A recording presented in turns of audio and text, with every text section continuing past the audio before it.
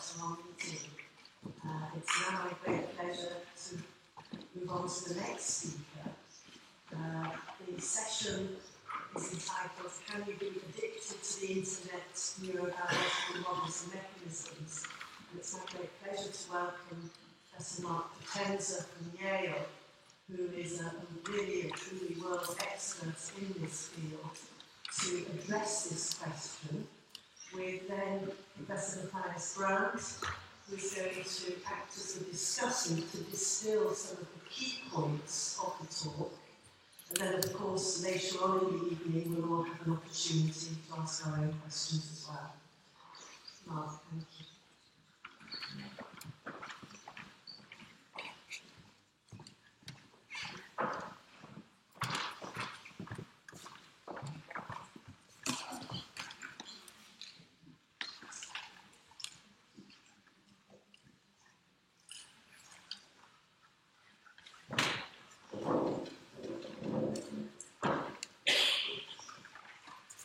So I'd like to thank the organizers for inviting me to talk on this important topic, and I would like to thank the large audience that we have today interested in this topic.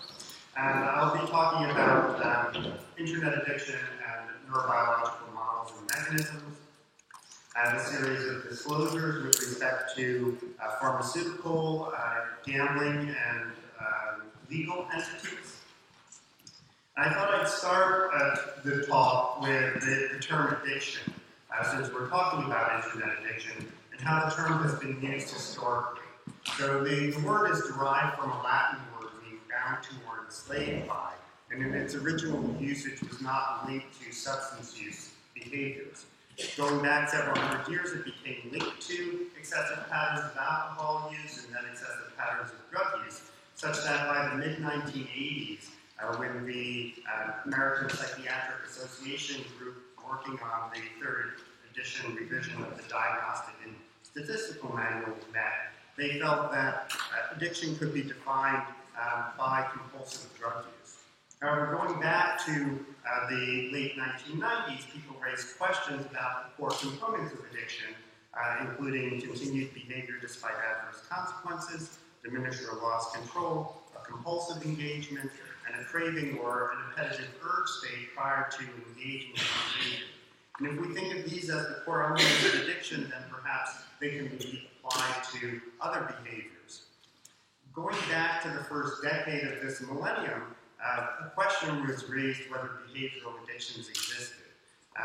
And the article in Science asked whether we could use a number of different approaches, including new techniques like brain imaging, to look at similarities and differences between substance use disorders and behaviors like gambling as well as gaming. And at the end of the decade, an article also published by the same person in Science heralded the first formalization of a behavioral addiction. So in DSM-5, gambling disorder was classified together with substance use disorders as a behavioral addiction. In anticipation of DSM-5, some other areas of controversy were discussed, as well as portrayed in the media.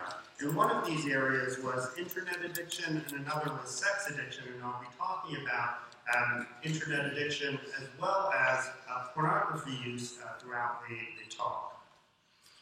So what happened in DSM-5? Diagnostic criteria were introduced for what was called internet gaming disorder. And this was included in a section requiring further research. So it was not in the main section, but was something that warranted consideration.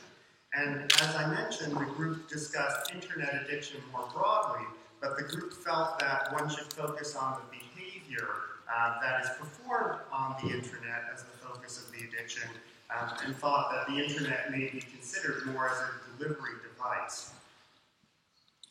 The criteria for gaming disorder, for internet gaming disorder, were largely based on those for gambling disorder.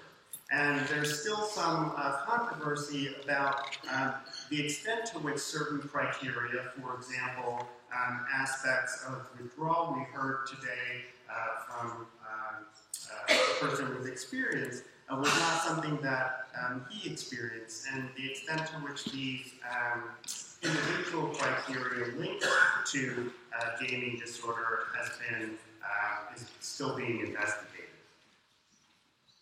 However, I should note that a more stringent threshold is used for diagnosing gaming disorder than for substance use disorders. That being said, the World Health Organization has been interested in this topic as well. So going back now to 2014, the World Health Organization has held annual meetings to focus on internet use behaviors as well as behavioral addictions. And there have been different topics each year. The first year was to ask whether internet use behaviors could be the basis of a disorder, and if so, what are these disorders? The second meeting focused on defining the behaviors and disorders and the research priorities. The third meeting focused on public health responses from different countries across the globe. And it involved presentations from individuals and discussion from individuals from about 30 different countries around the globe. And in this meeting, the draft versions of online and offline behavioral addictions were discussed. And in the fourth meeting, this meeting focused on gambling and gaming in particular, and discussed generating screening and diagnostic instruments and their development and testing. And this is an effort that the World Health Organization continues to undertake. So earlier this year, the World Health Organization released what they proposed to include in the 11th edition of the International Classification of Diseases, the so-called ICD-11. And this manual is a compendium of mental and physical health disorders, as well as, because this book is used for public health reasons, it also looks at hazardous engagement in behaviors. For example, hazardous alcohol use has been in the ICD, and what was proposed was not only to include disorders related to gambling and gaming, but also hazardous gambling and gaming entities. And so what are the criteria that have been proposed? I've highlighted the core features in orange here, and these are the definitions that appear in the current version of ICD-11. Impaired control over gaming, such that gaming takes precedence over other interests and daily activities, continuation or escalation of gaming despite the occurrence of negative consequences. And this is an important feature that we heard about in the last session. So importantly, the behavior needs to be of a sufficient severity to result in significant impairment in personal, family, social, educational, occupational, or other important areas of functioning. There's a time frame that's specified that this should happen over a period of at least 12 months. But clinical experience from multiple jurisdictions and what we heard about today is that this can happen more rapidly. So there's flexibility in this area. The criteria for hazardous gambling or betting is that the behavior, and this is similar for gaming, so just please replace gambling or betting with gaming in this case, is that the gaming behavior appreciably increases the risk of harmful physical or mental health consequences and is related to aspects like frequency, amount of time, the context, and the neglect of other activities and priorities related to the gaming. However, the adverse consequences have not yet reached the level that it interferes significantly in major areas of life functioning. So the idea that gaming disorder should be a psychiatric condition has been debated. And these are some headlines that appeared after the announcement that gaming disorder was to be included included in ICD-11. Some individuals have seen this as a moral panic and over-pathologizing, whereas the clinic in the United Kingdom that focuses on helping people with gambling problems was going to help individuals with gaming problems. This debate has also been occurring in the scholarly literature. So some groups have stated that it's premature to include gaming disorder in ICD-11, and other groups have stated that this is an important condition to have in the manual.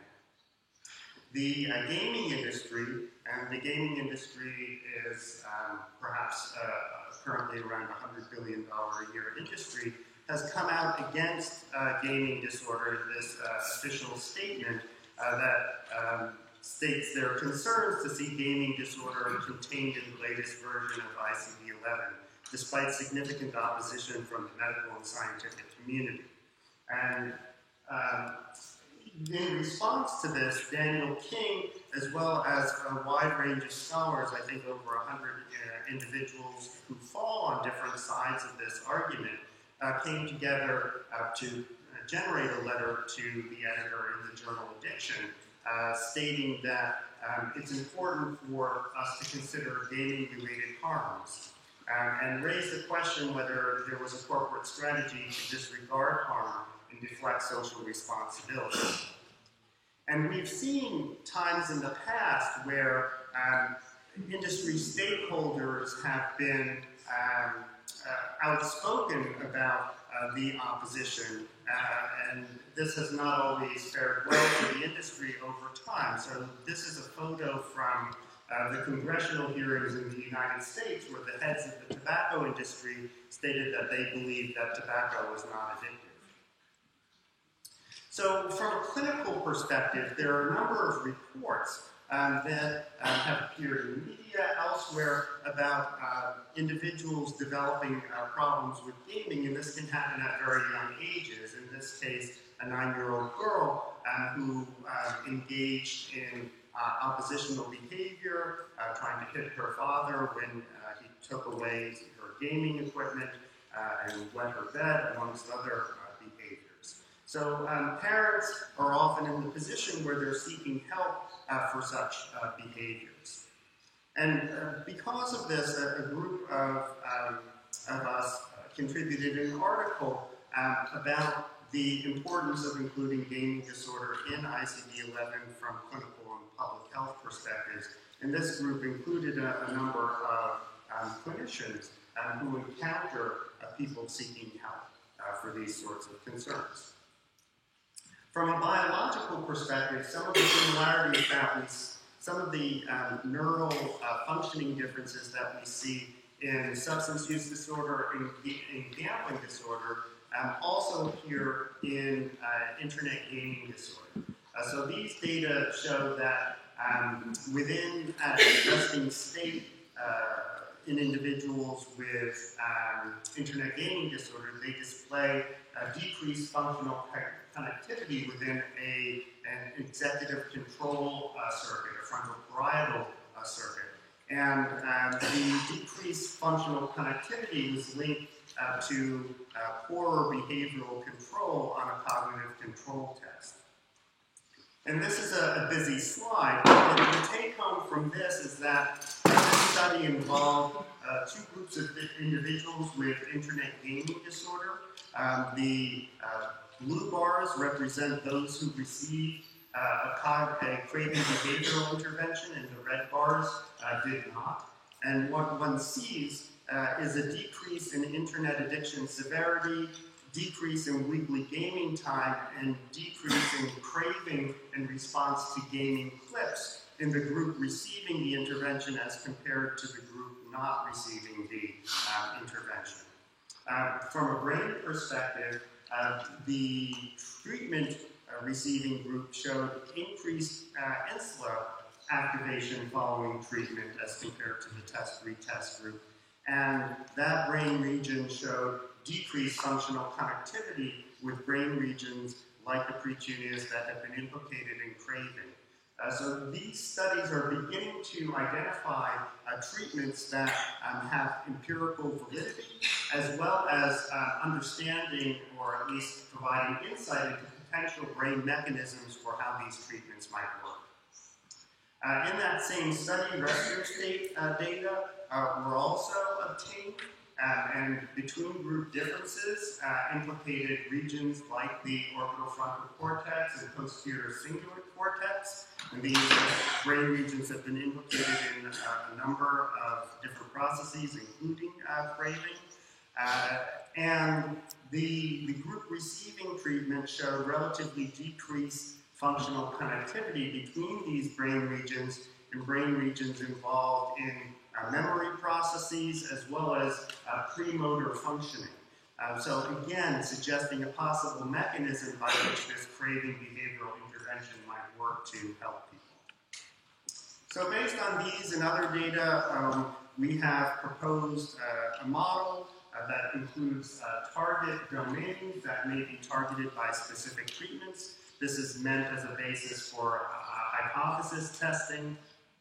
And I think in part based by the publication of an article related to the COST initiative and related interviews, there have been there's been movement in the media to try to get interested stakeholders or stakeholders who should have responsibility to be involved in the process of helping people with internet use problems.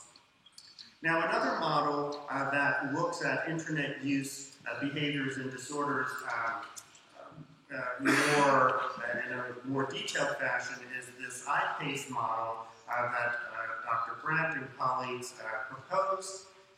This takes into account individual differences in multiple domains, and then goes through a process by which people may develop internet use problems in specific domains. And again, this is going to be helpful, I think, for hypothesis testing and for seeing how well the model fits with respect to different internet use behaviors. But it also raises the point that there are internet use behaviors beyond gaming that may be problematic for people. So Hans-Jürgen Ruth and colleagues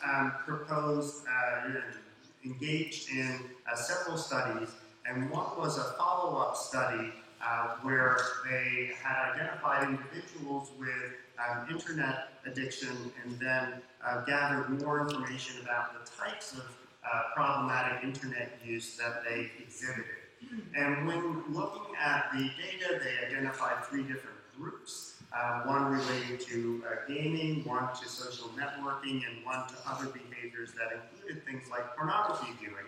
And while they found some gender-related differences with the social networking problematic internet use group being predominantly female and the other 2 groups being predominantly male, the psychological characteristics were largely similar across the groups, suggesting that there may be some common features that may lead to problematic internet use in different domains. In a separate study that Julia Horms conducted in the United States, she surveyed college students and found that about 10% met criteria for disordered online social networking use, or so-called Facebook addiction, and found that this was related to poor emotional regulation and heavy alcohol use, suggesting that these are important considerations amongst young adults. When we've conducted some preliminary studies looking at similarities across these different domains of problematic internet use as well as problematic video gaming, we found some similarities amongst adolescents that resonate with findings from the substance use field, including blunted brain activations during reward feedback. And as mentioned, this meeting is part of the it's a COST event, and this European Research Network is now looking into a broader range of internet use behaviors and I'll focus on pornography. And pornography has become a significant behavior on the internet, and it's estimated that about 10 to 30% of internet traffic is related to pornography. And this Addicted to Porn is a movie that, it's a documentary that the maker of American Meth recently put out. This movie was inspired by a high school reunion he attended, and he found that one of his high school classmates was getting a divorce that she attributed to her spouse, her husband, being addicted to pornography. They're interviewed in this movie amongst other groups of individuals. So, taking a step back, it raises the question about compulsive sexual behaviors in general. And a disorder called hypersexual disorder was proposed for inclusion in the 5th edition of the Diagnostic and Statistical Manual, but was not included. However, compulsive sexual behavior disorder has been proposed for inclusion in ICD-11, and it's planned to be included in the forthcoming edition when it's ratified. So these are the criteria. There's a failure to control intense repetitive sexual impulses or urges, that the engagement in these activities are a central focus that leads to neglect of health and personal care or other interests, activities, and responsibilities. There are unsuccessful attempts to control or reduce these behaviors, and that one continues to engage in these behaviors despite adverse consequences.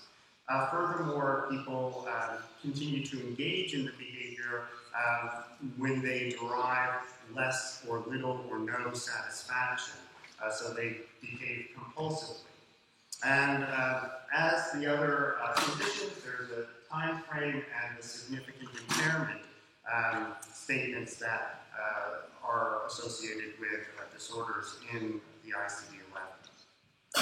However, if we look at those core criteria for compulsive sexual behavior disorder, they resonate with the features of addiction that were proposed by Howard Schaefer and others, and raises the question about whether it should be classified as an impulse control disorder, where it's currently sitting, or perhaps as a behavioral addiction. And this question, I think, is important to consider, as it may influence who gets trained specifically to help people, how people perceive the behavior, and how treatment is ultimately tested and delivered. However, I think it's going to be important for this disorder to be in ICD-11 so that individuals can research it, can develop prevention strategies, and importantly help people who are struggling with these behaviors. So, internet pornography. This is the Time magazine cover from about 2 years ago that talks about the NoFap website, which is for help for particularly young men who report that they've been developing erectile dysfunction in the setting of having viewed extensively internet pornography during development. And so people have raised the notion that the pornography environment has changed substantially over the past decade or two. That with the internet, there's been increased availability, accessibility, and affordability that has driven pornography to being, again, close to $100 billion a year industry. There are concerns about the types and patterns of internet pornography viewing. There are some data to suggest that children in the 7 to 10-year-old age range group, that the proportion who have been viewing pornography has been increasing over the past 5 years as compared to the prior 5 years. There have been concerns raised about how women are treated in pornography, that pornography has become more hardcore and a lot of it exhibits violence towards women, and how this may then, particularly in developing individuals, may create expectations or sexual arousal templates and how that may then negatively impact relationships is an area that I don't think that we fully understand at this point in time.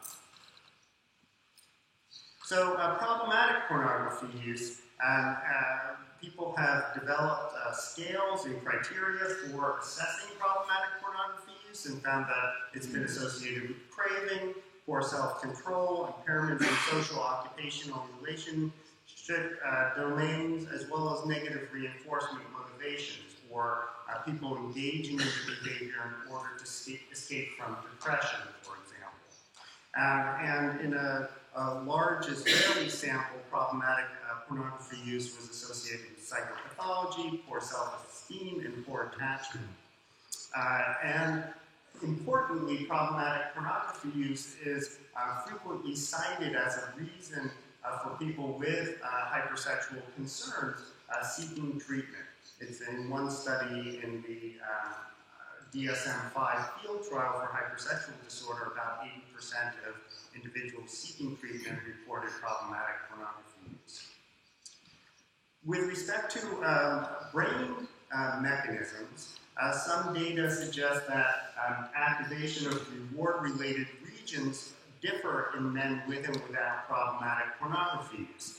Specifically, individuals with problematic pornography use show increased ventral striatum responses to cues predicting sexual images. And this is consistent with enhanced activation of reward-related regions. The men with problematic pornography use were also more quickly to respond to cues in this task. And there was a relationship between the ventral striatal activation and the response times to these erotic cues, as well as relationships between the degree of ventral striatal reactivity and sexual addiction severity scores, time viewing pornography, as well as frequency of masturbation. In a separate study out of Cambridge, men with and without compulsive sexual behaviors showed greater activation of reward-related regions, including the ventral striatum, anterior cingulate, and the amygdala. And there was greater functional connectivity that was linked to sexual desire in the men with the compulsive sexual behaviors as compared to the men without. And again, these findings resonate with those in other addictions. Also, what resonates with findings from substance addictions and other fields is an intentional bias towards sexual cues.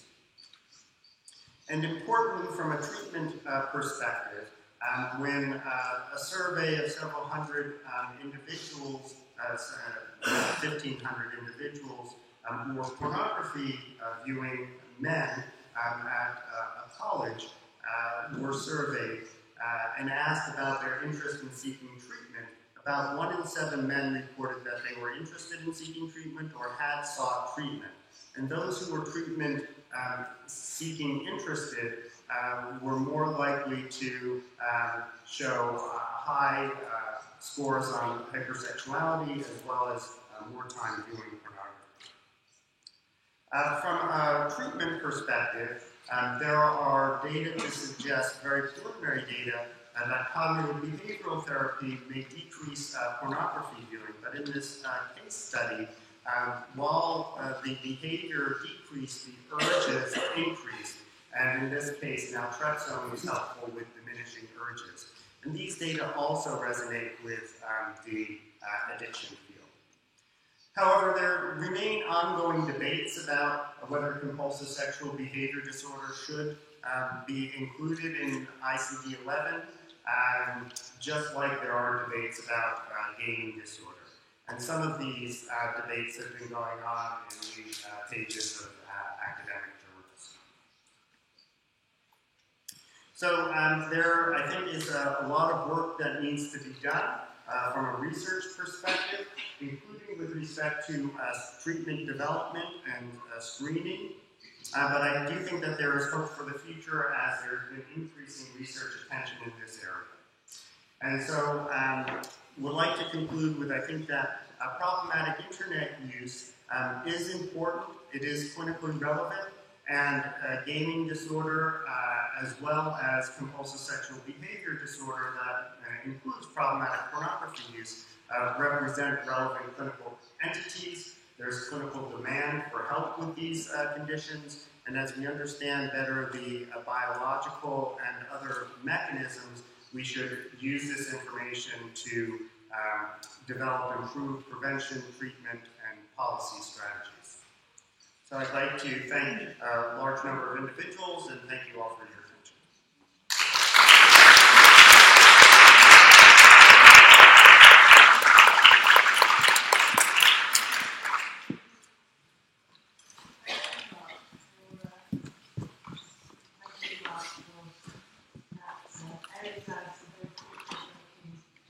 Review of the situation. I'd like to now call upon Matthias Grant from Germany, who works in the field of behavioural addiction, to come and distill, discussing a few points from talking about his own perspective.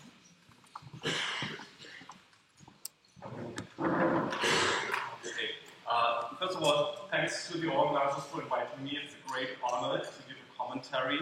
But I think it's also a great challenge to give a commentary in such an excellent talk that Dr. Potenza has delivered. But I try, and basically I agree with every single word that Mark Potenza was saying, so I just would like to add some additional thoughts on some specific topics. So, and first, I'll actually start with the ICASE model. I don't repeat the explanation of the model because Dr. Potenza has summarize the main messages of the model beautifully. I just want to highlight two things. We have heard something about the predisposing variables, and there's much evidence in the literature that, for example, depression and self-anxiety or ADHD symptoms are related to symptoms of internet use disorders. So, and I think there are two important points to consider. The first point from a clinical perspective is that if we see such a correlation between depression, self-anxiety, and symptoms of internet use disorders, that does not necessarily mean that every patient has the depression or the self-anxiety. It just means basically that from a scientific perspective, there's a higher vulnerability for developing symptoms of an internet use disorder. And secondly, I think the relationship between the predisposing variables and the symptoms of internet use disorders basically say something about why some certain individuals develop the problematic usage of the internet. But the predisposing variables don't say something about the process that goes on within the addiction circle. So, and I just want to concentrate on some interactions between the media, on what media can provide to users, and the reactions on the user side. So the media basically are accessible, or those internet applications that are used addictively by some individuals are widely accessible 24 hours a day, 7 days a week. They all have in common that they have an affordancy character, they deliver rewards, all of them work with intermittent reinforcement, they provide a chance for escaping from stress or from reality, and they also provide, or most of them provide, the chance to discover new worlds and to experience pleasure. And basically what happens on the person's side is that the person experiences reward when using these applications, for example games or shopping sites or pornography sites. The person basically experiences pleasure and relief from stress or from daily hassles. The person then develops, that is the idea of the ICASE model, the person then develops certain use expectancies in interaction with using certain applications. The person develops habits, and the person develops automatic responses to cues, for example, pure activity, but also implicit cognitions like attentional bias, as Dr. Potenza has already summarized. So, and these developmental processes result also in neural adaptations, and that basically fits well with what we know from substance use disorder literature. So there are other theoretical models explaining the neurobiological mechanisms underlying substance use disorder. One is the famous ERISA model by Nora Volkow. The other one is a model published by Everett and Robbins. And they also argue basically that in the interaction with the substance use, basically, there are neural adaptations making it more likely to use the drug compulsively. So, and the second point I wanted to discuss or to comment on basically is the point of classification. We have heard about the classification of gaming disorder in DSM-5 and ICD-11, and also something about pornography use disorder. And exactly that is what Mark Potenza has summarized. Gambling disorder basically moved from impulse control disorder to the category of addictive behaviors or substance use disorder and disorders due to addictive behaviors, and also gaming disorder is considered currently to be classified in this category.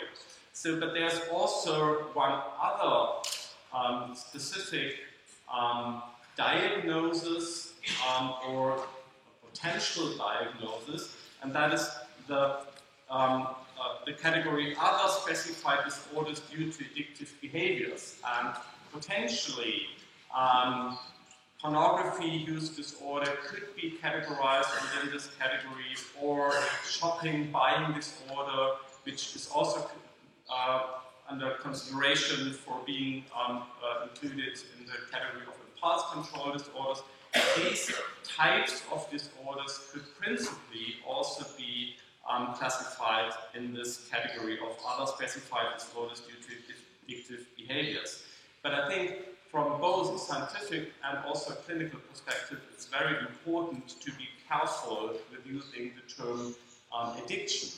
So the question basically is, from my point of view, which other disorders or behaviors should be considered as other specified disorders due to addictive behaviors to belong to this category? So what are the criteria that must be fulfilled? When you look at the literature, there are many other potential addictive behaviors described. For example, this is a table from a publication by Tony Van Roy in 2018, and we have a lot of publications about food addiction, video game addiction, naturally, but also sex addiction, gambling addiction, work addiction, exercise addiction, and other types of addiction. So the addiction term is used widely in the field.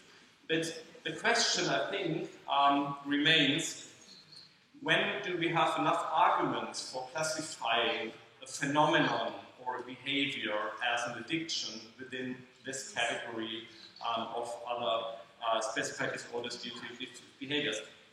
Is it enough if we have some publications that are describing a certain phenomenon, like tannin addiction or self-eaties or something like that? Is it enough if we have some publications? I don't think so. Is it enough that some clinicians are saying that they see those patients? Or is it enough that some empirical studies show some certain correlations or other findings? And I don't think that all these arguments would be enough. I think it's important to be careful before using the term of addictive behaviors, or to say that there is a new phenomenon that deserves the diagnosis of being addictive behavior. I think certain criteria must be fulfilled before such a phenomenon can be considered being addictive behavior. The first criteria, and it's not only my idea, I've collaborated on these ideas with many other researchers, for example, Dr. Potenza, but also with others. So the idea is that the clinical relevance must be sure, so the empirical evidence suggests that the phenomenon of interest is clinically relevant and individuals experience negative consequences or functional impairment in their life due to the addictive behavior. So not a hobby, not a passion, or if you dance, something like that, that does not mean, even though you do that excessively in your daily life, that does not necessarily mean that you have problematic behavior. The criteria would be that you experience negative consequences and that you have a functional impairment in your daily life. Secondly, when we talk about addictive behaviors, then the neurobiological and psychological models from the addiction literature must explain the phenomena of interest most adequately compared to other models, for example, from the obsessive-compulsive disorder field or from the impulse control disorder field. So if we are saying that this behavior is an addictive behavior, then the addiction theories must explain this behavior most appropriately and not the others. And thirdly and lastly, I think it's important that there is a good scientific empirical evidence, and it's not enough if one study shows one correlation between certain behavior and personality trait or psychopathology trait.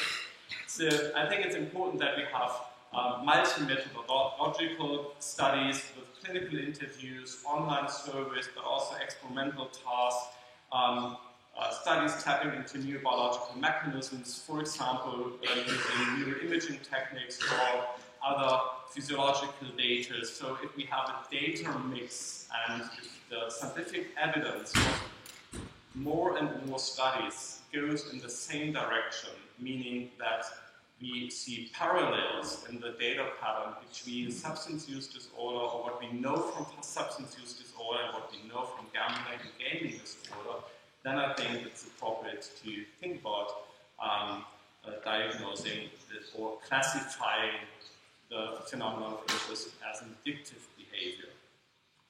So, to conclude, I think we do have some interesting theoretical models, and I think it's important both from a scientific perspective but also from a clinical perspective to use these models to explain patients some certain processes that potentially underlie the addictive behavior. And I think it's also important to analyze interactions, not only in scientific studies, but also when you work with your clients to analyze their specific interaction patterns with digital media. I think it's also important to consider the position of variables. I've seen these pictures many times before.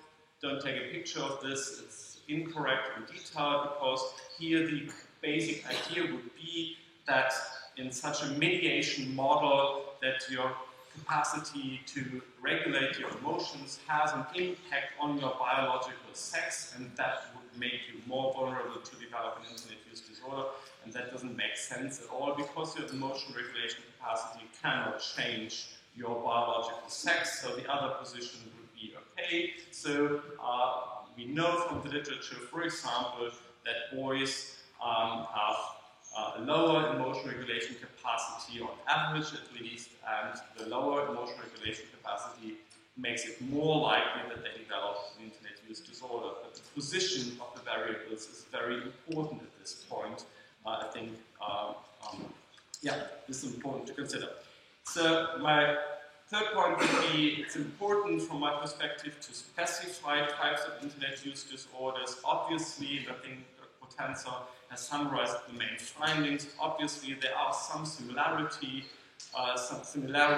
across gaming, gambling, pornography use, but I think there are also some differential correlates, and it's important to consider them both from a scientific and also from a clinical perspective. And lastly, I think at least in science, but also in clinical practice, it's important to avoid confirmation bias. So if you ask your patient about the gaming behavior, and if you have the hypothesis that your client has a gaming disorder, then this hypothesis can be confirmed rather easily. But I think it's also important to test alternative hypotheses to get a bit better picture of the real problems the patient has. And in science, that is also very, very important to test both convergent and also divergent validities. So I think it's important to include not only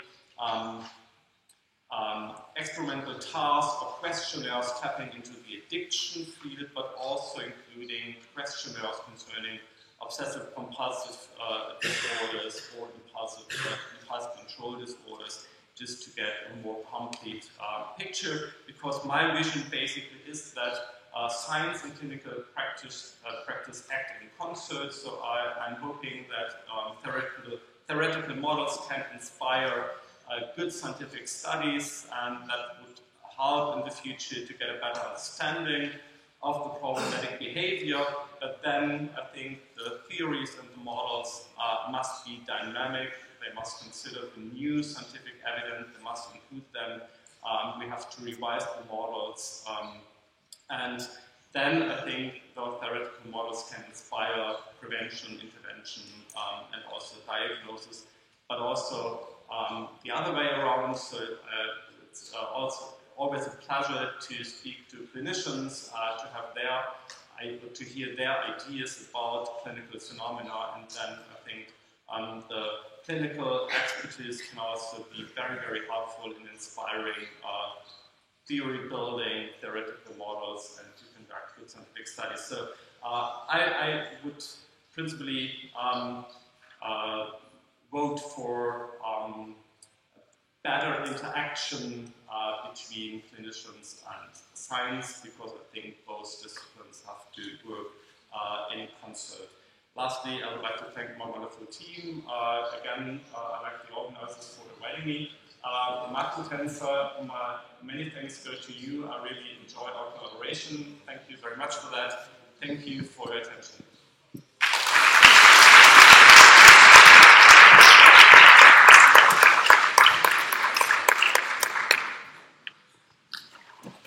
Thank you, Matthias, for that elegant application of the topic, raising some national precautions around the establishment of theoretical models and making sure that we look at science in a balanced way.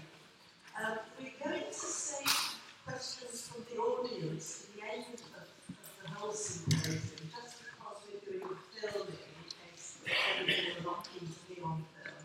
So I'm going to proceed with inviting the next speaker, and just to say at the end of the sessions, we'll call all four speakers will be up here, and then we can open the floor for general discussion.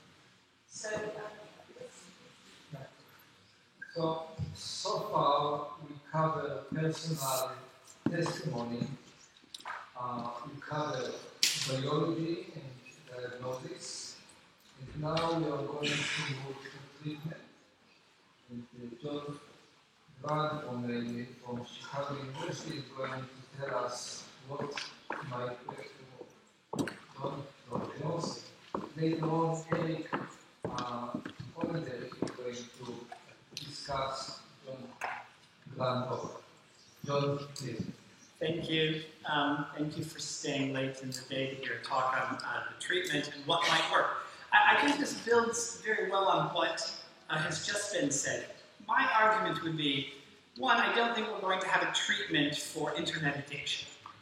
I think we're going to have several different treatments that might be effective based on further understanding of the different etiologies that give rise to the behavior. So I don't think that we know enough at this point to sort of say necessarily what are going to be the most effective treatments, or the different gradations or the different etiologies that might generate this problematic behavior. But clinicians also need to know something right now. I mean, when people come in. So we can talk about where future research is going, and yet people will come in with a problem, and people do need at least some starting point to know how to treat it. And one of the ways that we do that is through sort of understanding what it's similar to, what is also going on in the person. And I'll suggest that some of the data show that this is quite complicated. That's my faculty disclosure, which is irrelevant to this. And I will be talking about off-label uses of medications that nothing's approved, not in the United States or anywhere, as far as I'm concerned, or aware of, for the treatment of problematic internet use. So obviously, everybody uses the internet. And it's going up all over. There are obviously some very positive aspects. I do agree with the idea that we can't over-pathologize behavior. And also, even what we are referring to as internet addiction, or compulsive internet use, or problematic internet use, really has a lot to do with how one best defines that. And the vague definitions that you've seen when it leads to problems, I think are just that. They're quite vague. One has to be cautious. The scales have been, different scales have been developed. There's not complete agreement everywhere which scale is best to actually determine when somebody has a problem. I've often thought, people have problems with behaviors for a lot of reasons other than the behavior itself. Some people can't do anything without having a problem. They're always having problems because they're emotionally sort of discombobulated by everything. So even when you think about the behavior causing problems, one has to sort of think about what the overall psychological well-being of the person would be or could be even independent of the internet behavior. So I'm just referring to it as problematic internet use. Obviously, whatever this is, addiction. I caution the use of addiction because, as Dr. Brand pointed out, the bias that once you call something an addiction, everything stems from that. It becomes treated. It gets treated like an addiction. It's perceived as an addiction. And so, to keep a fairly sort of agnostic viewpoint about what we call this behavior, I think allows us also to have a further and greater depth of understanding in terms of the possible etiologies. It's common, although even how common is it? Even the epidemiology isn't worked out all over the world because of the lack of definition. We think that young people are the most vulnerable and that it perhaps has a male preponderance, but without really good definitions that then lead to really good epidemiological studies, a lot of this is, I still think, a bit questionable. And so we may even see further conflicting data come out about this. In young adults, some of the data though shows, and I just suggest this to sort of highlight the complexity of whether we should be talking about the behavior or an underlying cognitive predisposition. That we see that just in young adults who are highly compulsive, they're going to score higher on indices of gambling, gaming, but also obsessive-compulsive personality, substance use. And so would it suggest that perhaps a kind of a cognitive vulnerability might be a more useful approach ultimately to treatment than the actual behavior itself?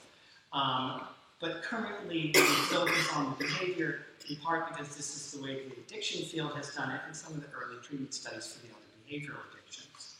We looked at a sample of a couple thousand university students, and actually found that, yes, it seemed a small epidemiological study, as you can sort of see, there's a gradient of use from limited to typical to more severe. And it was associated with a lot of psychosocial problems, but one of the things that we also found was that even as we're talking about other co-occurring problems, which gives us a clue about how to even conceptualize internet compulsivity or internet addiction, because the other co-occurring problems may suggest that they're a driving force of the behavior, they may be the secondary aspect of the behavior, or it may suggest a shared neurobiology. And what we saw is higher depression scores and higher stress scores. So is internet addiction really a manifestation of poor stress response, a mood disorder? There were many people years ago who actually thought of the behavioral addictions as sort of an affective spectrum. Do people who engage in these behaviors, such as internet or gaming or gambling, really have problems with some type of low-grade depressive symptoms or low-grade hypomania symptoms as well? And so the question is this comorbidity in internet addiction actually useful? As you see here, people with internet addiction are more likely to have an alcohol problem, and that would argue, see, it's another example of an addiction but they're also more likely to have affective disorders. They're more likely to have anxiety disorders, and they're more likely to have ADHD. So, one thought is there some core aspect that links all of this? If so, we don't know it yet. Or, within people who have an internet problem, should we again think about the heterogeneity so that a group may be much more like ADHD adults, another group may be sort of low-grade, affective, depressive, bipolar types of folks, etc. And that would be an important starting point because our treatments would differ. So some people might do very well with internet addiction using a stimulant and treating them just like they have ADHD. Somebody else may do very well with an antidepressant. Part of the problem is we don't know at this point how to sort of operationalize who should get what first. But the comorbidity might be one useful approach to this. We also found that in a large sample of students in a recent study that problematic internet use, again, was about 5%, but was not more commonly associated with men, that actually among university-age people it was as commonly associated with women, and a range of other things that one might not think about. Toward Dr. Potenza's argument, yes, it was associated with compulsive sexual behavior, a co-occurring behavioral addiction, compulsive buying, but it was also associated with intermittent explosive disorder. So that people who were engaging in internet use problematically had really, sort of unexpressed anger outbursts. So how do we understand the behavior now with that as a co-occurring problem? And other things like OCD were not common in this group, or ADHD, or substance use. The point is, I sort of don't want to leave everybody confused by all of this, although quite frankly, I am.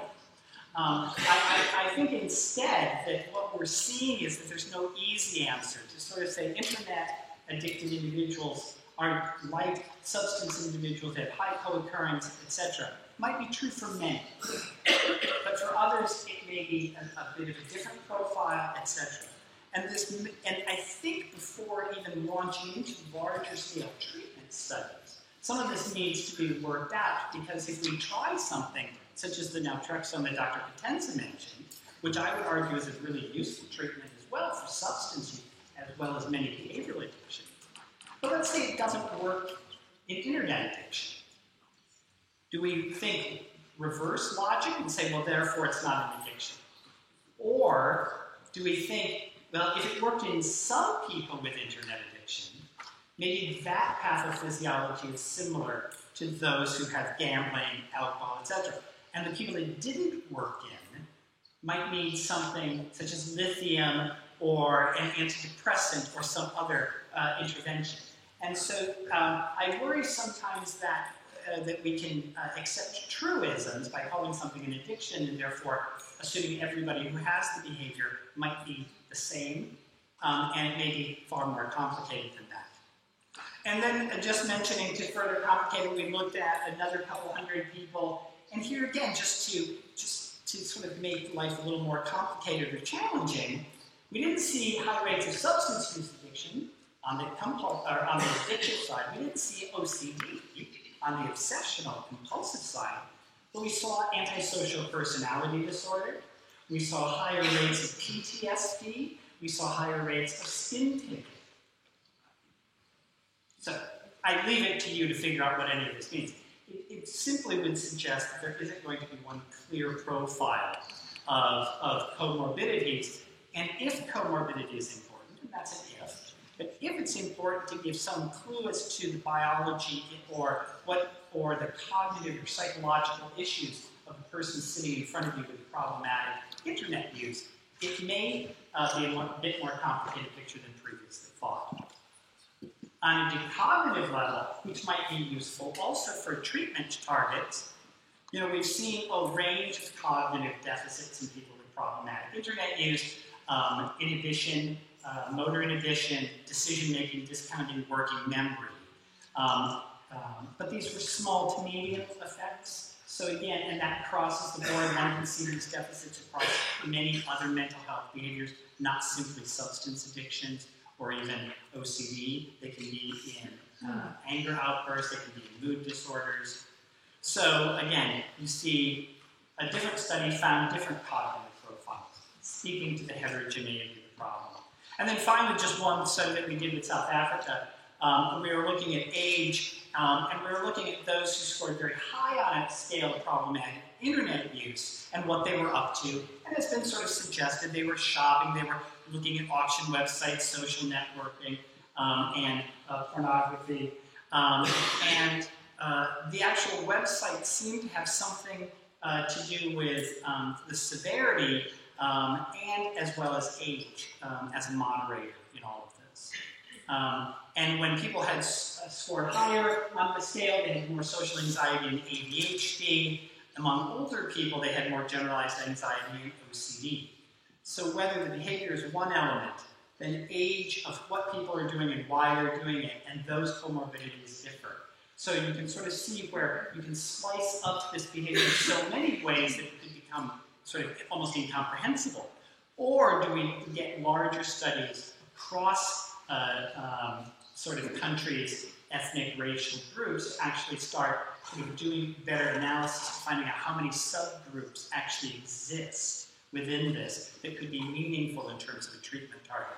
And so therefore, when I see anybody in my clinic with problematic internet, this is pretty much my differential.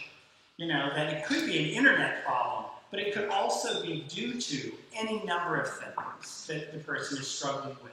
And that the internet use itself could be a secondary problem to these, an equal co-occurrence, etc.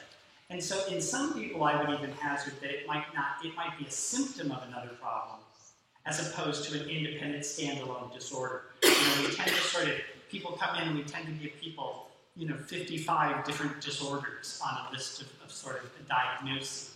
And I sort of caution whether in some people it may simply be symptomatic of something else. So, and in terms of treatment, we also don't know in the internet field what's going to be the most effective approach to treatment. Do we go for abstinence if somebody has a problem? That becomes a very difficult outcome measure, right, in the internet. Unlike alcohol, and this complicates the treatment of this, unlike alcohol or drug use, you could sort of say, stay away from heroin. Most people don't say, oh, I need a little bit, but most people will say, I need to go to work. So I need to be on the internet, and I need to be doing it. So then, like sex, does your treatment approach change that you have spheres of problematic use, lesser problematic spheres, and you have people target their use so that they can do it responsibly and not meld into the other spheres. But you can sort of see where the treatment becomes a bit more problematic, too, if you actually identify the internet as an independent problem. So what do we know? Now, currently there's no medication in a jurisdiction approved for problematic internet use. Even when people use cognitive behavior therapy in this very, I should also say, small number of studies, incredibly small number of studies, most of which are not controlled studies. There's inklings out there of what may work. People have used all sorts of different cognitive behavioral interventions of all varying lengths. It's unclear how much treatment anybody needs for this. We also don't know anything about what would be described as, and the speaker spoke to earlier, a natural recovery aspect, when people just suddenly control their behavior on their own. We've all known people who've done that with smoking, they stop doing it, or even with sex. Is it a developmental issue that as people go from 18 to 30, they just sort of burn out, so to speak, and control their behavior better? There's also, in terms of the treatment approach to internet use, much like, and this is, I think, one of the telling similarities to other addictions, there's a lot of ambivalence about treatment. People don't want the problems. They don't want to miss school. They don't want to have interpersonal problems. But they enjoy doing whatever they're doing. They enjoy the gaming experience. They enjoy the social media experience. And so And this has been one of the distinguishing features, a little bit different from, say, obsessive compulsive disorder, where there isn't that same desire to keep the behavior going to the same degree, arguably. And this has made it appear to be a bit more addictive as well. We do actually, in the addiction field, one would look to 12-step programs. These are developing now for internet addiction. And in terms of pharmacotherapies, there are several that appear not to directly have effects, which may be a little bit different from some of the substance use fields or the behavioral addictions.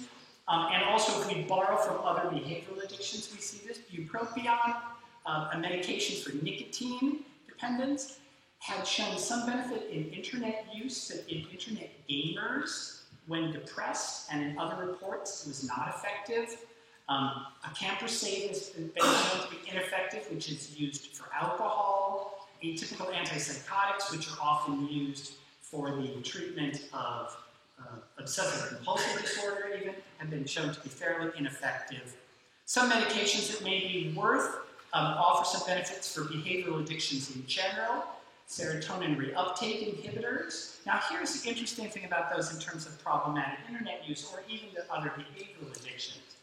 When somebody gets better on a serotonin reuptake inhibitor, are they getting better because it is directly, say, inhibiting their behavior, such as sort of a frontal mechanism, or is it actually reducing the depression or the anxiety that drives the problematic internet use? In which case, then are we really calling it a treatment for the problematic internet use, or should we call it a treatment for depression and anxiety, and the problematic internet use was simply a symptom of that, right? I mean, some people drink because they're depressed. They're not really alcoholics. They just do it as a coping mechanism. And so it may get better as well, as an analogy. And then opiate antagonists, which Dr. Potenza highlighted, such as in the case of naltrexone, which people have used historically for opiate addiction as well as alcohol. It may have some benefit as well. I would caution, this is just an old slide from a gambling study that we did internationally many years ago. And why I highlight this is that if problematic internet use tracks with some of the other behavioral addictions, and we don't really know yet, you're going to probably see a very high placebo response. Now, this shows that as people were taking paroxetine in gambling addiction, the placebo people continued to improve for 4 months, just showing up and taking a placebo. In a couple of the problematic internet use studies that have looked at antidepressants, even in the case of bupropion, it seems to last a few months, but then suddenly the medication doesn't work anymore, and people return to the behavior. So does that suggest that the medications just wear out? Or does it suggest, if we did more detailed controlled studies in internet use like we've done in gambling, that what we see is a very high placebo response rate in people who have internet addiction? And I'll say in my clinic setting, I see a lot of placebo response in terms of young people who have internet addiction. I swear I could almost do anything for them. I could give them chocolate for the first couple months, and they all get that. But it doesn't last. And so we don't want to also use treatment studies that are short-term to tell us about pathophysiology, right? Because if somebody gets better using drug X and you treat them for 3 months, it may or may not suggest something on a biological level. But if it's a placebo response, we may be mistaking what it's telling us. Does that make sense? And so one just needs to be cautious. And in gambling, we've seen the placebo response up to 4 months.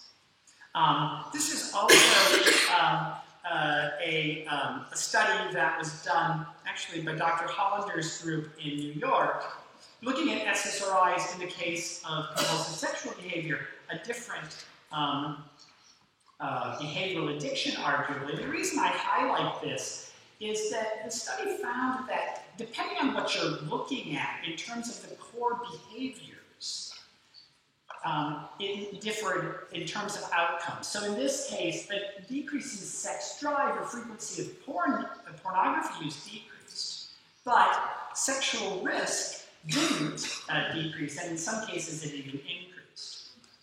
So when you're looking at internet use, by analogy, how are we determining what a good outcome is in a behavior that one cannot completely stop? So even in the case, we may see that certain domains of behavior get better, but other ones don't. But a priori, I think we have to think about what are the domains that are most important to us. Because in this case, you might say this is a successful study, or you might say it wasn't successful, depending on what you're prioritizing as an outcome measure. This is just some slides I'm looking at now. Naltrexone, again, across behavioral addictions. 20 years ago, we started using it for gambling with success. We've used it for stealing behavior with success in kleptomaniacs. Another approach is to look at the glutamate system. We've looked at antioxidant, such as N-acetylcysteine, which affects glutamate transmission. The Medical College of South Carolina has found this to be useful for cannabis dependence as well as cocaine addiction. Could this be a useful target for problematic internet use? I would say in my clinic, it's over the counter, it's a vitamin. I often recommend it to young people as part of their therapy who have problematic internet use. Some people do beautifully on it. Other people don't have any effect on it. Again, getting at that heterogeneity within the behavior itself to really understand who's going to respond better. This is just some slides from gambling, which are not that important given the time element. In terms of psychosocial treatments, most places that I've talked to who treat internet addiction, and I know our clinic, probably use some combination of standardized treatments that have been useful for addiction, for substance addiction. These might include motivational enhancement, individual and group CBT, imaginal exposures, and even brief interventions such as a couple intervention, a couple sessions, maybe a single evaluation and a workbook or psychoeducation. There's case reports throughout the literature that some combination of these elements may help people. My cautionary bit about that is that because these have been borrowed from the addiction field, because it's been assumed that internet is an addiction. So if we think more broadly, we might also enlarge our psychotherapies to include other psychotherapies to see if there are others that may be more useful, such as typical exposure exercises that we use for phobias or OCD, etc. And this is just an example of using motivational interviewing or techniques other for behavioral addictions. Brief interventions have been used, particularly in the case of gambling addiction, which is also very important too to suggest that even in these severe cases of internet use, where people have given up their jobs and lost their marriages, and I've seen some amazing extreme cases of this behavior, it's not clear that people need lots and lots of treatment.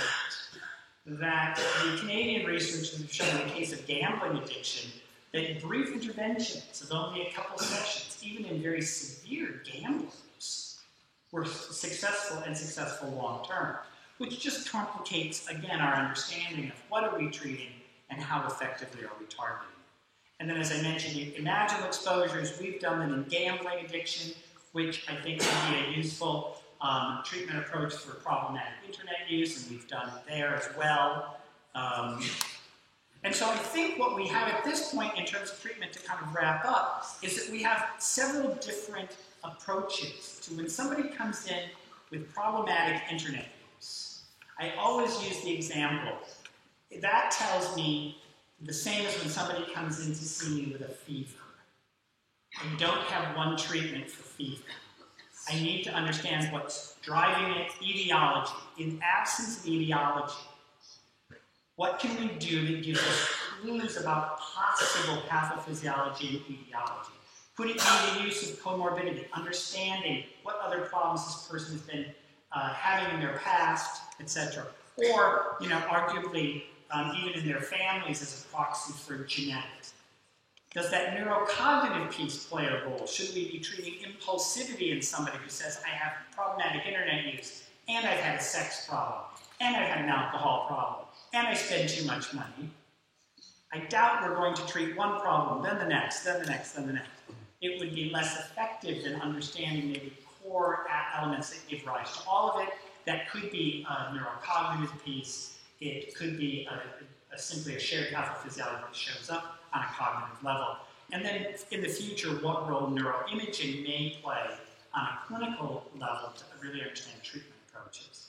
This is, and just toward that point I highlight, this is a study that Eric Hollander did many years ago looking at gambling, and actually found that in gamblers who had varying levels of bipolar spectrum disorders, that if treated with lithium, their gambling actually got better as well as their mood symptoms. So I think that it shows, again, how one can use a comorbidity as a treatment approach to target two things at the same time. Family history, this part of the slide is not a particularly good slide, but we found out in the case of opiate antagonists for gambling disorder, that those who had a first-degree relative of alcohol problems responded greatly to medication, other people didn't. You can look at cognition. We've looked at cognitive flexibility in gamblers to know whether we can target treatments differently in those folks, and we looked at a glutamate agent to do that, etc.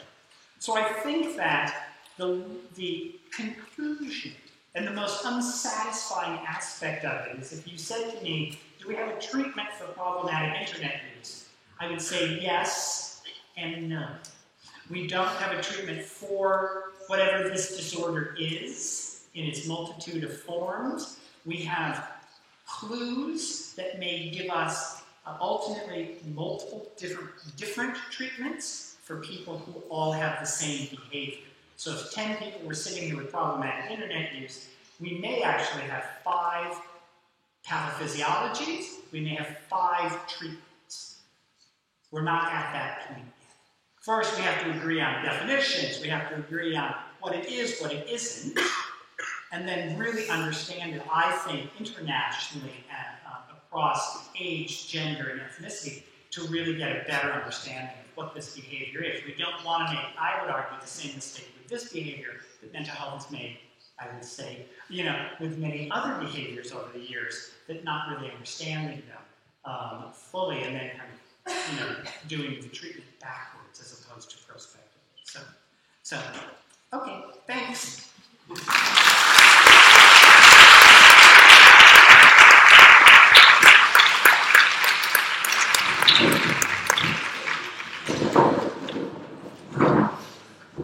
Thank you very much, John, for this elegant eye-opener talk.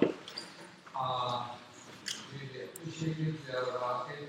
Kenny Collindale from Albertanshan College of Medicine, Montefiore Medical Center, to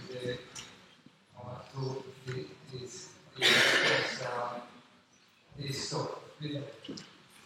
Okay, well, first I'd like to congratulate all the speakers today for really outstanding presentations, and I'd like to congratulate the organizers of this conference because we're sort of right at the beginning of a very exciting journey, and the idea of reaching out to the public to understand a little bit more about how individuals think about these conditions, what they think are important sort of measures of this type of behavior, important kind of outcomes are really very important in designing personalized and effective treatments for this broad grouping of different conditions. So first I would say that this type of behavior is basic to human behavior decision making. 75% of our behavior occurs outside of conscious awareness. And the brain evolved so that we don't have to think. the brain evolved to automate human behavior. And the basal ganglia, the striatum that we heard about, is utilized to automate these kind of behaviors so that they can occur while we're not paying attention to it, like driving the car. But our frontal lobes really regulate this habit-like behavior, and it's a constant sort of balance between whether we're reaching out for goal-directed behavior or whether we're engaging in habit-related behavior. And if it's habit-related behavior, is it negative habits that are associated with distress or interfere with functioning, or is it positive habits that allow us to be more effective? All the billionaires out there have developed certain kinds of positive habits in order for them to achieve the goals that they set out for. So when we talk about being hooked on Wi-Fi, for example, we have to think about these sort of automated behaviors or habits and whether or not they're goal-directed for a purpose or whether they are habit-related behavior associated with negative outcomes. Now, the consumer example here was very important because he had been exposed to some of this behavior when he was young by an older brother, and that there was a social component to the gaming. He wondered whether it was to achieve satisfaction or to reduce frustration. And we're constantly making decisions, get reward, avoid harm, go, no go. And all of these automated behaviors are to achieve either reward or to avoid harm. So to get satisfaction or to avoid some kind of negative outcome, for example. He noted that it started to impact his grades. He stopped going to school. It interfered with his social skills. It decreased his physical activity. He felt he had lost control. It interfered with his relationships with his family and friends. And ultimately, it filled up all his time, 60 hours a week. Interestingly, he spontaneously remitted. But then he had all this free time and he had to decide what was he going to do. So that's the battle also between having meaningful activities and goal-directed behaviors that occupy our time and having a social structure really that encourages meaningful behavior versus engaging in these sort of habit-related behaviors. And one question is, this problematic internet use, is it the same in Barcelona as in New York City or in India? India is a rapidly developing country. We spoke there recently, and they were overwhelmed with problematic internet use. Their society hadn't developed a strong social structure, and they had been bombarded with Wi-Fi, and so many of the individuals there were developing terrible consequences really related to the problematic internet use. Okay. So John Grant gave a beautiful talk. I think that he's one of the most creative scientists in the field and has really done a wealth of exciting research from many different perspectives. And so one of the ways to think about this also is, what is included in problematic internet use? I mean, we can think of the reward-seeking behaviors, and we've heard about gaming, for example, we've heard about pornography, but we can also expand it to the harm-avoidant type behaviors as well. So hoarding emails, for example, or checking things about health, for example, online to prevent some kind of health-related kind of concern or illness. And all compulsive and impulsive and habit-like behaviors can be expressed through the internet, and they can be helpful or they can be pathological. So clearly is on a dimension. Clearly, where we define the dimension in terms of who needs to be treated is very important. And as John mentioned, how you define this problem will affect the prevalence and also who you query. So a 5% prevalence of moderate to severe internet use problems in university students might be very different than a rate seen within a hospital system. where people were seeking health-related issues relating to their physical health or their mental health, for example. So that's very important. John addressed a broad range of different potential treatments, and one of the things I really agree with him on is ultimately we're going to need to personalize these treatments. Because people have different ratio of seek reward, avoid harm, and you want to personalize the treatment for any individual's ratio of seek reward, avoid harm, for example. And I think that you can subtype individuals based on lots of factors, and he talked about the important role of comorbidity. And based on the underlying comorbidity, that will influence treatment selection. Understanding etiology or neurocognition, for example, understanding family history as sort of a marker for genetic influences as well. And he also talked about a broad range of different treatments, some psychosocial treatments, including cognitive behavior therapy or motivational enhancement, for example. 12-step programs that are borrowed from an addiction literature. But we might think of broader treatments as well, for example, and we can take medications, and as you mentioned, none are FDA approved now.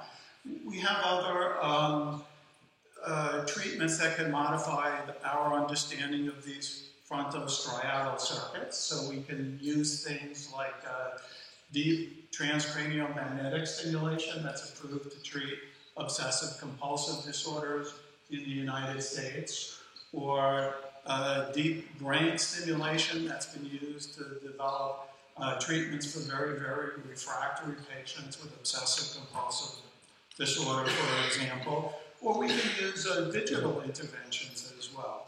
So how do you measure these behaviors? Well, they occur on the internet. You can utilize the internet to quantitate the type of behaviors that people are doing. You can utilize digital apps to lock people out of certain websites that are particularly problematic.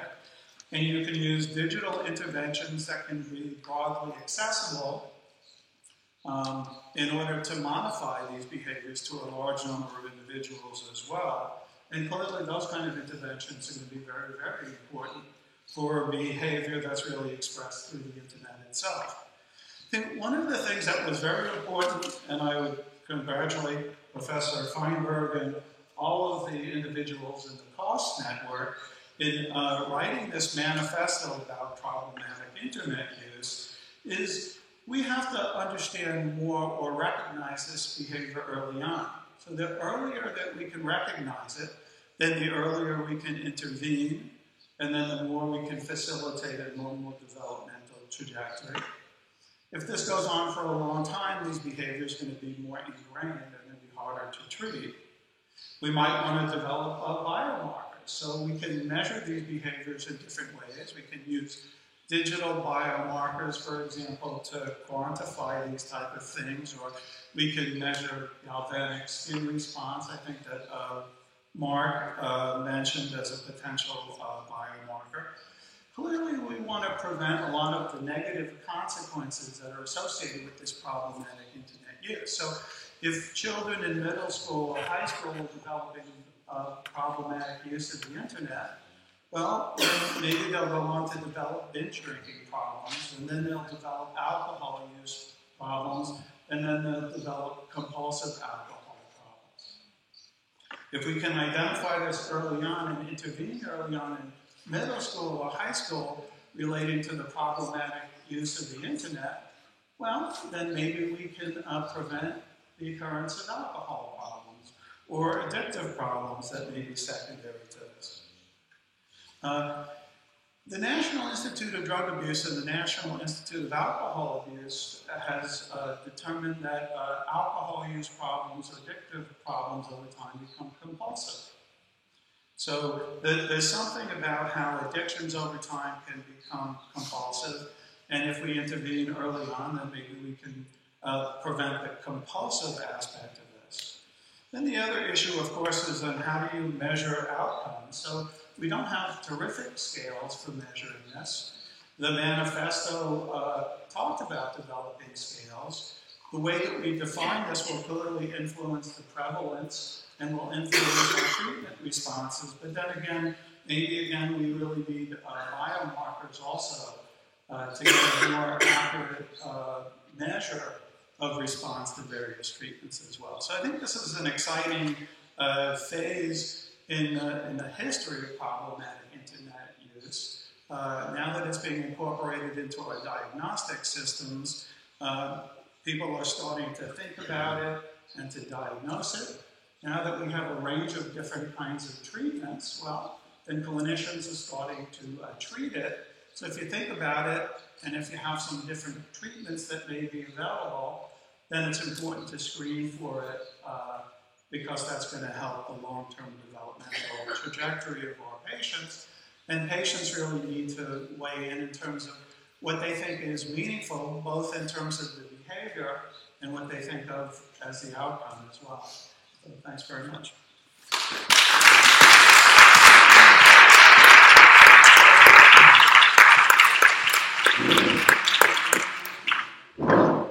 Thank you very much, Derek, for this really nice summary discussion. The floor is open for question, reflection, thoughts. Yeah, please.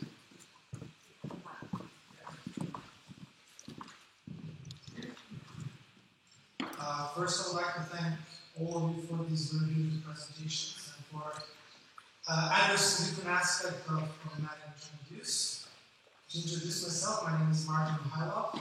I'm a professor of computer science, and my PhD is in human-computer interaction. So I try to approach this problem from a sort of a different perspective. I have a comment, question, and you try to figure out what I'm trying to say. We've heard today many ways of trying to define problematic aspects, addictive aspects, treatment aspects, and nobody is talking about the internet aspect. And I think that the internet aspect is something that is not viewed properly. And I'm talking this from a technical perspective. Because when you try to define internet is something, I'll try to do this finally, is something that offers services and nothing more than that. In the beginning, it offered just some information and email communication, and Dr. Young identified problematic email use in a person. Then it spread out, the services expanded, and you could game online, even in the late 90s. So then the gaming disorder appeared. Then you could do videos online. Then pornographic internet use was the first thing that came up. Then you could socialize over the internet. Then social media addiction again started to appear. Now you have many new services that are coming up, which is augmented reality, virtual reality, the internet is mobile, you can access this at any point of time. So as this medium expands, so do these disorders. And so does this spectrum of disorder appears. So what is your thought on addressing this from a different perspective, trying to see whether this internet thing is not that specific, it's not the cause, but maybe as Dr. Grant said, sort of like secondary aspect of something that exacerbates other aspects of human behavior. But thank you very much.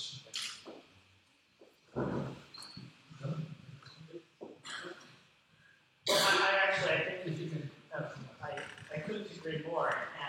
And one of the debates that we had, even with the World Health Organization initially, was is internet a problem, or is it a conduit or vehicle for other problems, right? And if you think about it, even I think of it very basically. I think people come to the internet with all sorts of brains, and they will find those things that probably accentuate their best or worst qualities at times. My only response, it doesn't really require a response. But no, I appreciate that, and I agree with you on the first one. I guess the question is, does anybody want to speak to the definition?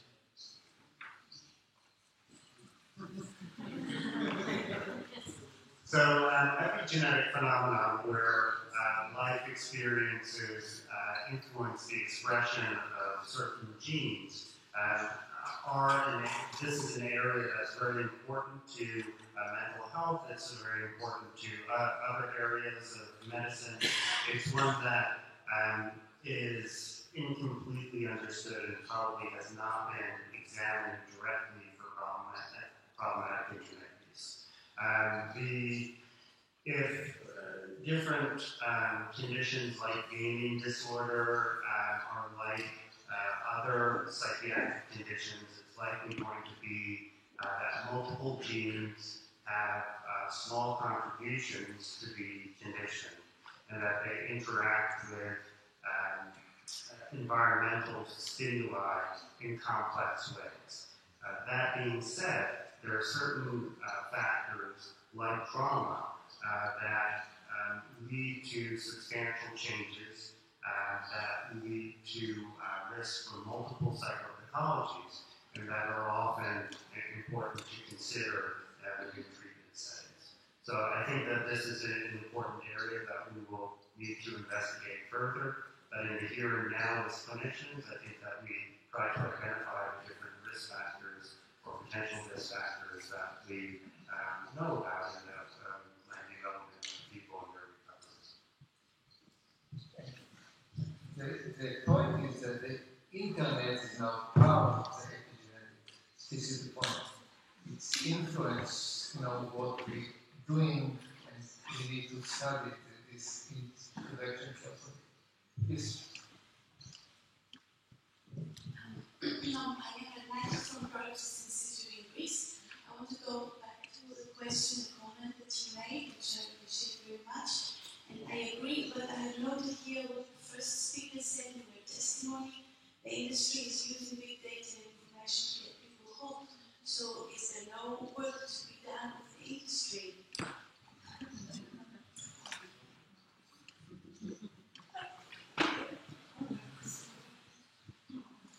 So the question is there work to be done with the industry?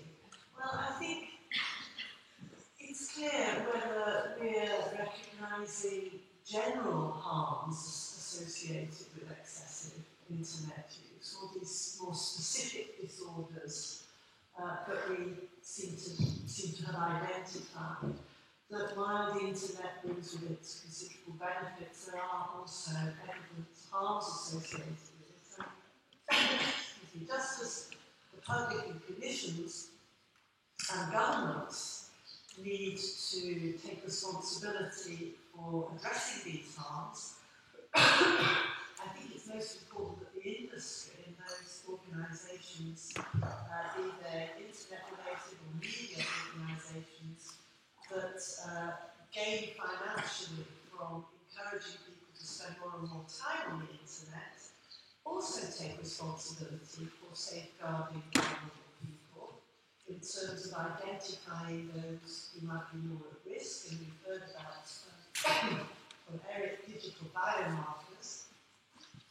It might be a very plausible way, maybe, to ask industry to take responsibility for identifying those people who are using the internet in a pathological way, and then intervene in some way to give the patient back some self-control, maybe some biofeedback, or reminders that they've been online for too long. It may be through taxation or other schemes that governments can encourage industry to invest in research and in other supportive activities that address the needs of vulnerable people. So I think there's considerable scope for industry to take on some of these responsibilities. I suspect that there would need to be some kind of regulatory body that confirms that these activities are actually to a standard. So I agree, and I think it is important for there to be corporate responsibility in different related to the specific behavior like the gaming industry or the delivery of information like the internet service providers. But I think there's an important role for all of these individuals or groups. What comes to mind in a broader sense is experience within the gambling field, where online gambling is an important consideration, but more broadly about the relationship between the gambling industry, advocacy groups, the government, etc. And I think that some of these relationships, going back 20 years, were perhaps more strained and contentious, for example, between advocacy groups and gambling entities, casino operators, slot machine generators. But I think that there's been a movement within the gambling industry for there to be responsible gambling. Unfortunately, it goes by the term responsible gaming frequently, which I think leads to a lot of confusion, given that gaming means something different to people, I think, today than perhaps it meant 25 years ago. I think that term should be, that precise term should be used. That being said, I think that there are ways in which industry can be supportive in terms of promoting public health. And I think it can be through support of research, it can be through taxation, it can be through government enforcement. And I think we need to be mindful of this with respect to the providers of different content on the internet as well as internet service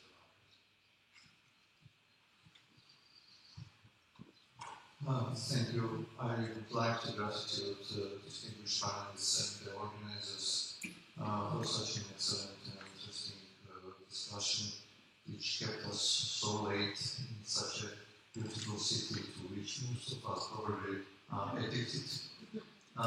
Let me introduce myself. I'm Zuya Kikawa. I'm a medical doctor from internal medicine and rheumatology from Tbilisi, Georgia. And I was very touched to hear discussions about from Mr. Grant about differential diagnosis, importance of differential diagnosis, and also the very good example of the fever. For longer period, this is the approach, generalist approach, when we define a problem, call the problem, sometimes uniting lots of many diseases in one boiling pot of the diseases, like it would be fever, unknown origin, it can be chronic fatigue syndrome, or it can be as large as all the largest group is arterial hypertension. And then we understand quite soon, not very soon, that we are actually having more differences in this group rather than unity. And then I think it is very timely that now organizing this platform and understanding the importance and also the kind of challenge of the problematic usage of internet, that we would not spend too much time in seeking the common approaches rather than seeking something which is rigorous, not defining the guidelines and protocols for something which cannot be united, but as you said, trying to approach personalized and individualized. I think this has been very important, and similarly I would echo Professor Feinberg's statement about the industry needs to be engaged in digital monitoring and digital markets probably would tell us much more in not only us but to the patients, giving them self-management of their potential problem until it's too late. Thank you.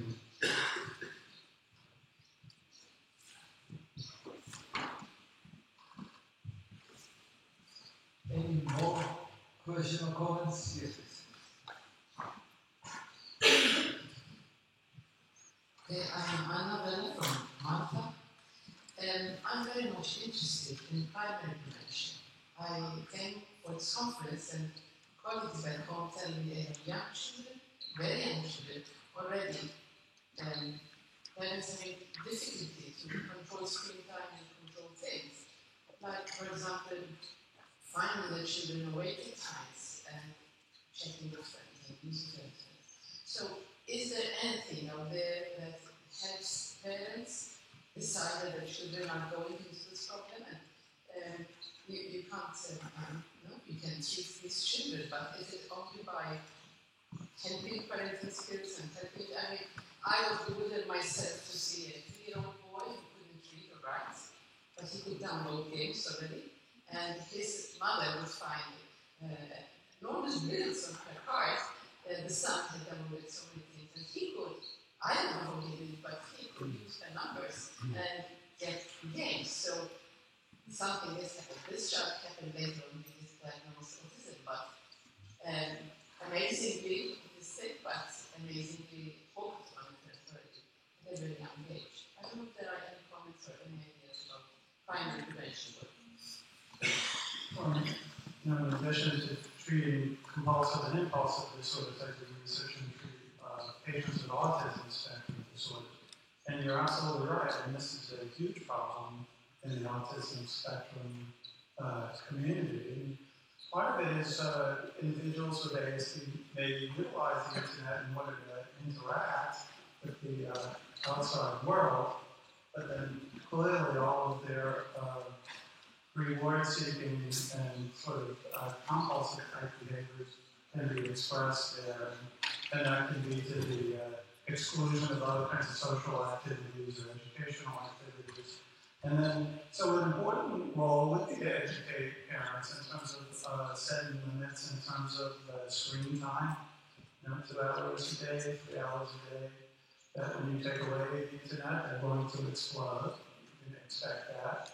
And then they need to work to be able to earn back screen time by participating in other social, educational, or overactive activities. So a simple educational approach to parents is needed. Yes.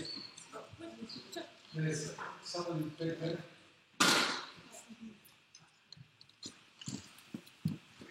And then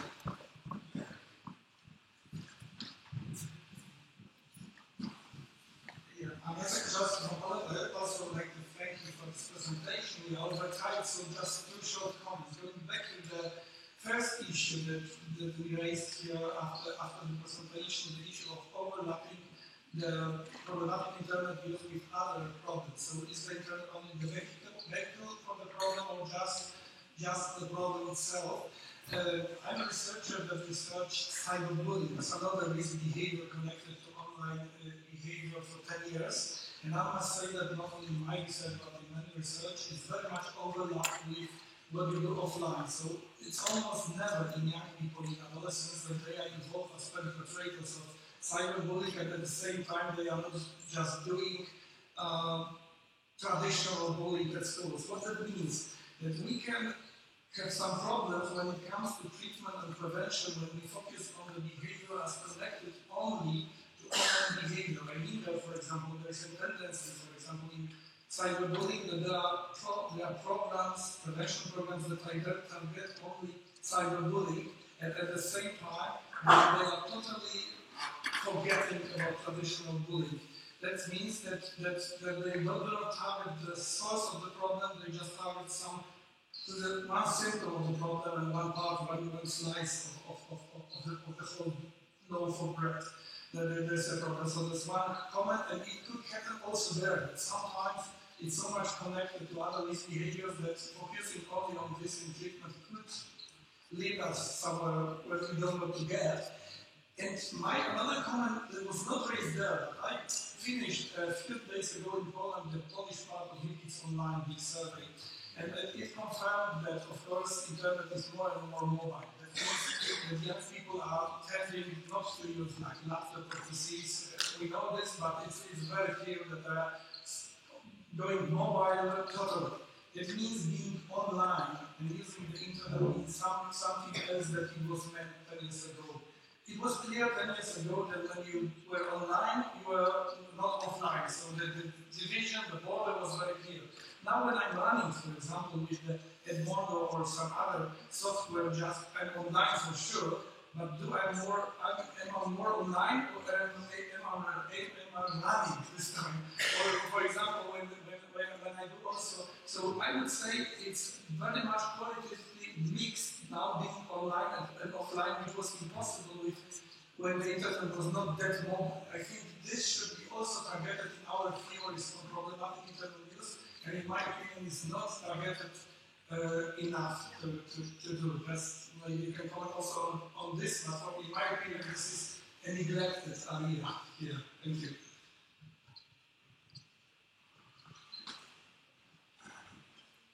Yeah, I agree that these are important considerations. Cyberbullying, how people integrate online and offline worlds, and the increasing use of mobile digital technology. And one of the things that has been discussed at different meetings when considering behaviors conducted on the internet is the extent to which the internet may facilitate or enhance engagement in their behaviors. And I think with the increasing use of mobile technologies, that this is a similar consideration. Is this amping up further, perhaps? So I think it's going to be important to study further, understand, and to integrate this information into interventions, both at a prevention level, but also. Yes. Giovanni Martinotti from Italy. I have a question for Dr. Practice. My question is about comorbidity. In your slides, you have shown that there's a high comorbidity between alcohol and the internet addiction. 3.3 of the rates of the analysis. But why in substance use disorders, in other substance use disorders, this comorbidity is not at this level? Because this is consistent with my clinical practice, for example. Because I usually see alcoholics with this kind of problem, but it's really rare to observe a cognitive disorder patient with internet addiction. What is your opinion behind this data? Is there any neurobiological aspect that can explain this difference in terms of comorbidity? So I think that's I think it's an excellent question. I think comorbidity it would be a conference in and of itself, to really understand when we say that. Is it simply a manifestation of coping with what the primary problem is? If you have two disorders, are they branches of a tree, and the tree trunk is a third issue, right, and the most important one. And there's research on all of these elements. In the case of internet addiction, it's just been not explored at all. It hasn't really, because people just find lots of online surveys, people tell you what they've had, which one has to be cautious about, even including those as comorbidities, without actually knowing that that's what the person has. So I think it's a great question what it means biologically if people have two different disorders, internet plus depression, or is the depression simply kind of what I would say is epiphenomenon? It goes away, or is it internet the epiphenomenon, and it's really about the depression. So. Okay. Before we finish, let me thank Jose and Susanna.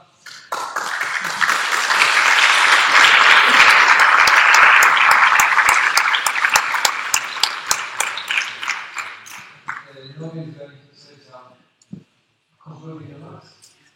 Well, I'd just like to take this opportunity to thank two speakers.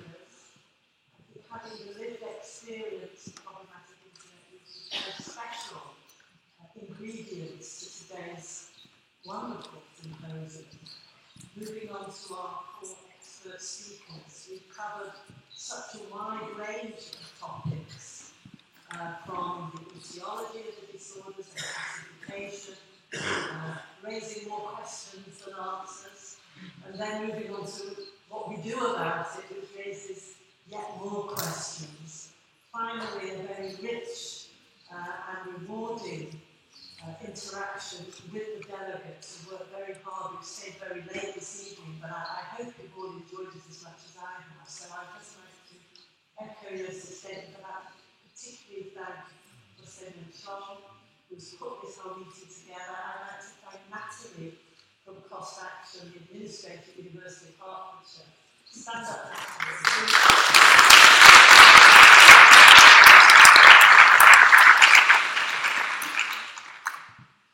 It's the woman who's made the whole thing work.